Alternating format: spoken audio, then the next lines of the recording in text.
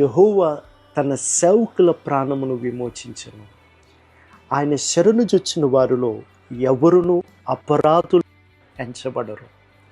34 కీర్తనలో 22వ వచనంలో ఈ మాట రాయబడింది. నిజంగా మన దేవుడే కానీ ఎంచడం మొదలు పెడితే ఏ వ్యక్తి కూడా ఆయన ఎదుట నిలబడలేడు. అందుకే బైబిల్ సెలవిస్తుంది, కృప పొందుటకు బహుధైర్యముగా ఆయన దగ్గరికి వెళ్ళొచ్చు మనం.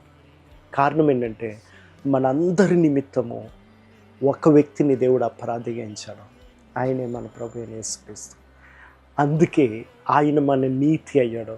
అందుకే ఆయన మన పరిశుద్ధత అయ్యాడు. ఆయన మన సమస్తం అయ్యాడు. దేవునికి స్తోత్రం. ఆమేన్. మన ప్రాణములను సేదదీర్చడమే కాదు, మన ప్రాణములను విమోచించువాడై ఉన్నాడు. అందుకే కీర్తనకారుడి వలె నా ప్రాణమా యెహోవాను సన్నుతించుమని దేవుని సన్నిధిద్దాం. ఆమేన్.